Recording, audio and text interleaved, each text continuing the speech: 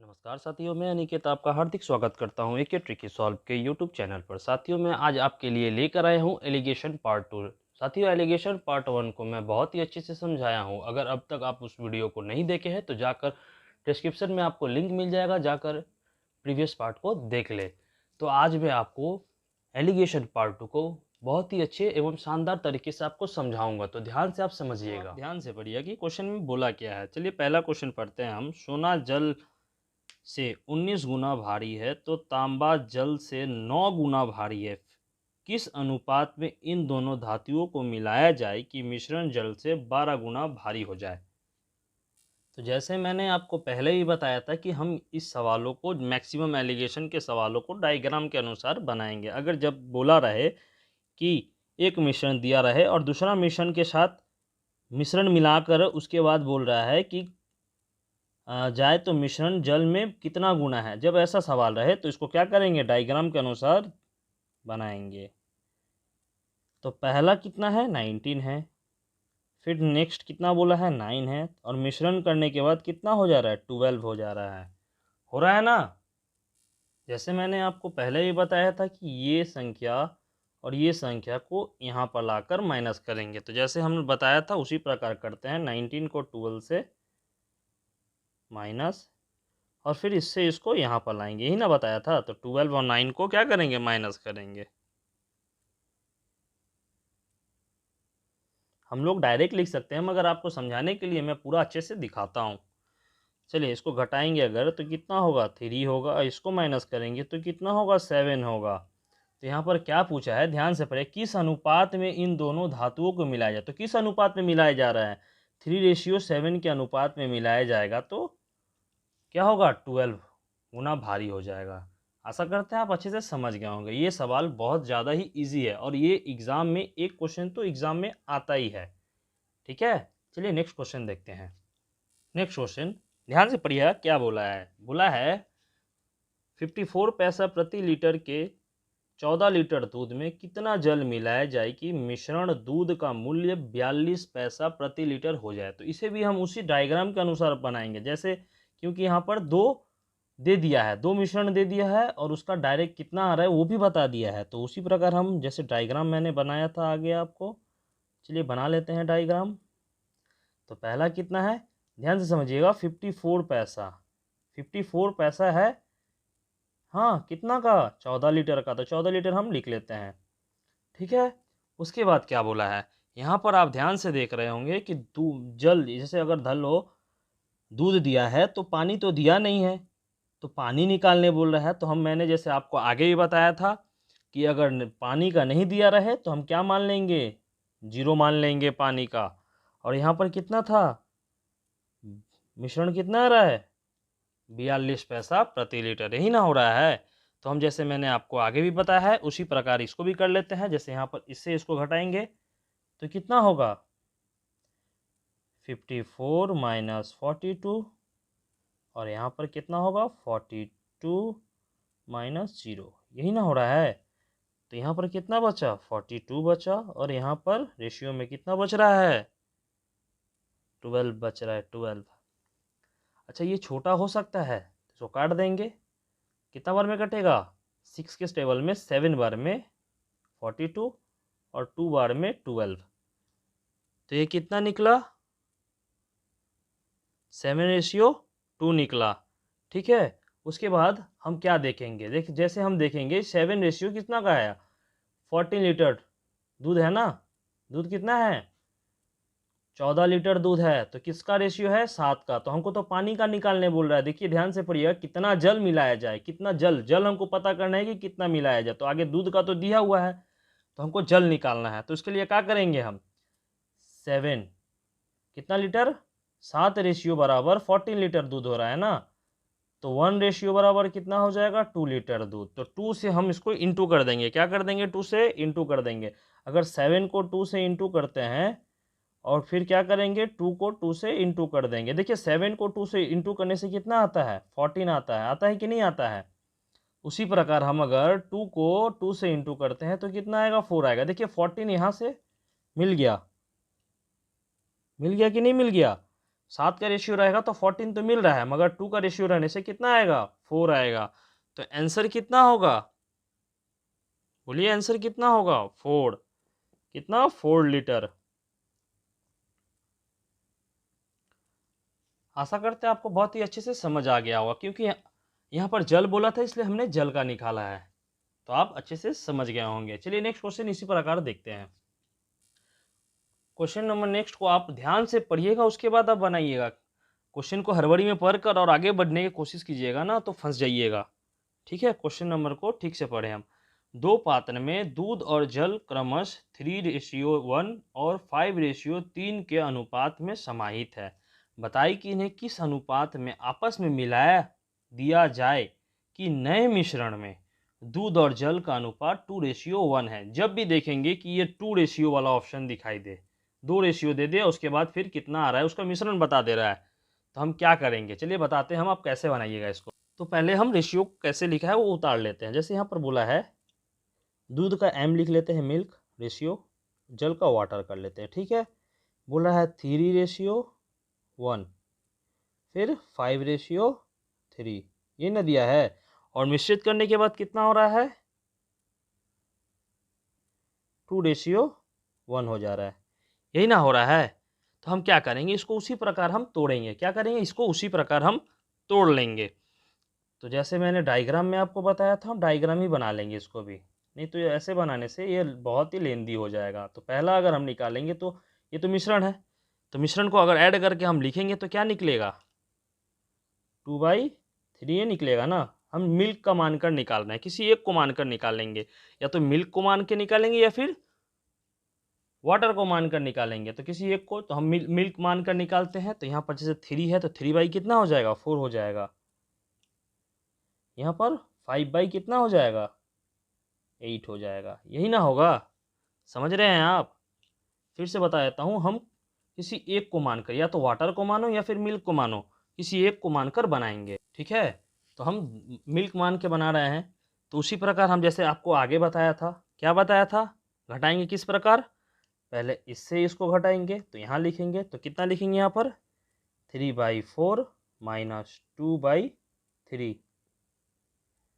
उसके बाद क्या करेंगे, इससे इसको घटाएंगे, तो 2/3 माइनस 5/8, यही ना। चलिए इसको घटा लेते हैं हम। इसको अगर हम घटाएंगे तो कितना आएगा, एलसीएम निकालेंगे 12 हो जाएगा। इसका एलसीएम निकालेंगे कितना होगा, 24।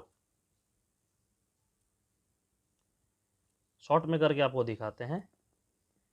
4 का टेबल में 3 3 जा कितना होता है, 9। फिर इसको क्या करेंगे, 3 का 4, 4 2 जा 8। यहाँ पर कितना होगा, 3 का टेबल में 24 कितना बार में, 8, 8 2 जा 16, माइनस 8 का टेबल में 3, 3 5 जा 15। तो कितना आया, 1/24, और इसका आया 1/ कितना आया, 12। अच्छा इसको क्या करेंगे पहले अब बताओ तो आप, इसको तिरछा तिरछी क्या करेंगे, गुना कर देंगे। तो इसको इससे इसको, तो पहले क्या हो जाएगा, 12/24, यही आया ना। तो इसको अगर हम काटते हैं 1 बार में, इसको काटते हैं 2 बार में, यही ना।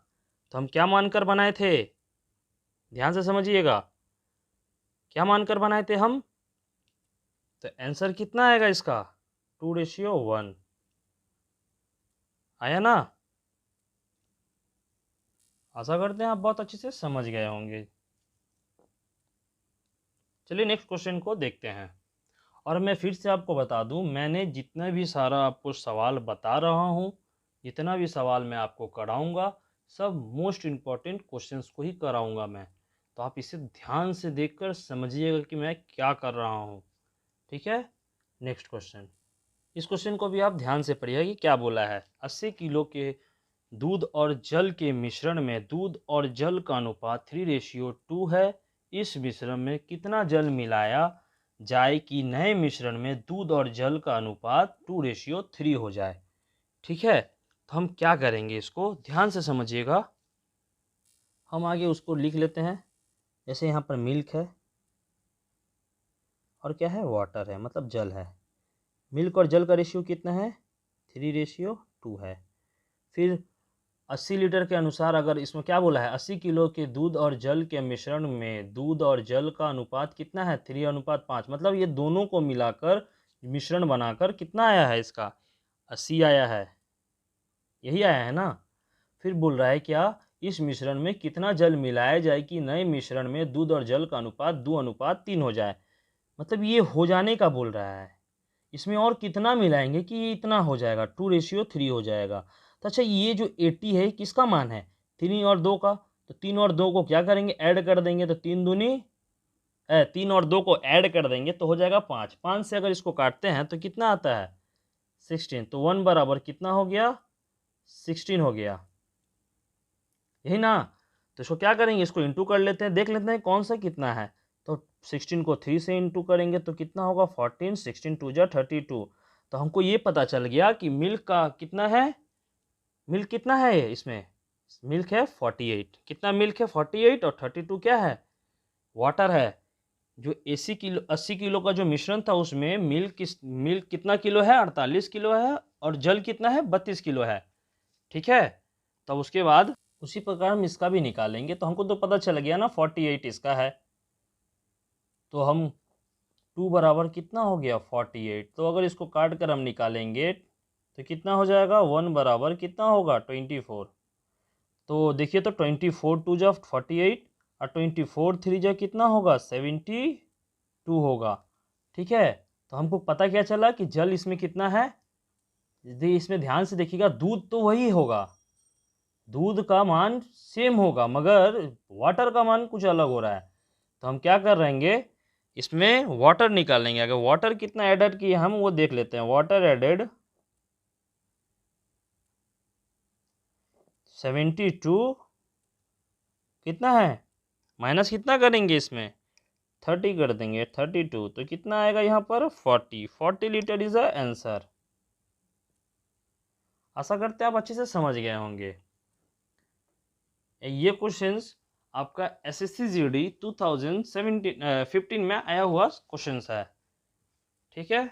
चलिए हम नेक्स्ट क्वेश्चन देखते हैं। ये रहा आज का लास्ट एवं सरल क्वेश्चन, ध्यान से समझिए क्या बोल रहा है। किसी बस में प्रत्येक यात्री ने उतना ही राशि दुर्घटना सहायता कोष में दी जितनी कि बस में कुल यात्री थे, मतलब बोल रहा है कि सभी यात्री जितना भी यात्री था उतना ही पैसा दिया जितना कि बस में कुल मतलब क्या बोलते हैं उसको पैसेंजर थे। धर लो अगर 2 यात्री है तो दोनों ही 2-2 करके 2 रुपया करके ही दिया, अगर 3 है तो 3-3 करके ही देता है।